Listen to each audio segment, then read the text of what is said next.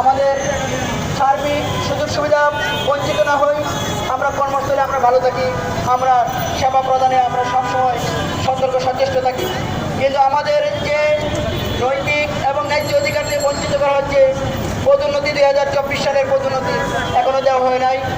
আমরা 2024 সালের পদোন্নতি এবং 2025 সাল ভিত্তিক পদোন্নতি, এই দুইটা পদোন্নতি আমরা দ্রুত বাস্তবায়ন চাই।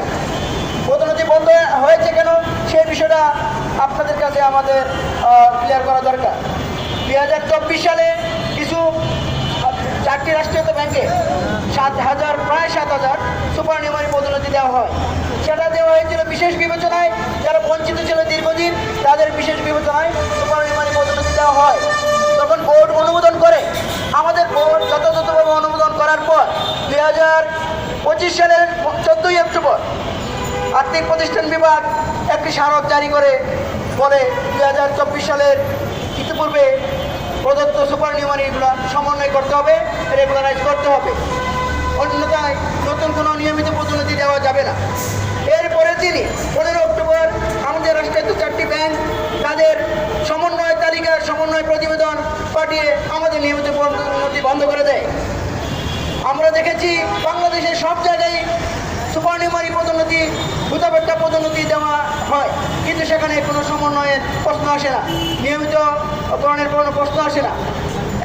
নিয়মিত পদোন্নতি চলবে নিয়মিত পদোন্নতির গতিতে এবং সুপার নিউমারি সমন্বয় চলবে তার ভিন্ন গতিতে।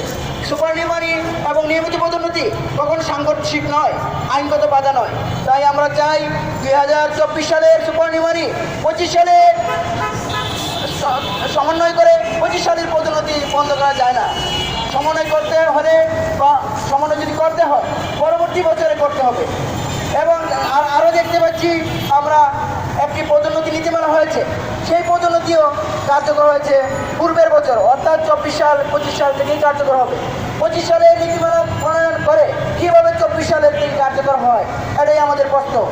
25 সালের যদি পদোন্নতি নীতিমালা করা হয় সেটা কার্যকর করতে পারে, বাস্তবায়ন করতে পারে পরের বছর, কিন্তু কেটে আমাদের যে পদোন্নতি নীতিমালা কার্যকর করে কেটে আমাদের সমন্বয় আদেশ কার্যকর করে 24 ভিত্তিক পদোন্নতি 25 ভিত্তিক পদোন্নতি এখনও স্থবির হয়ে আছে। আমরা চাই 25 সালে যে পদোন্নতি নীতিমালা হয়েছে সেটা 26 সাল থেকে কার্যকর করা হোক এবং সমন্বয় যদি করতে হয় নতুন অর্গানগ্রাম আসার পরে।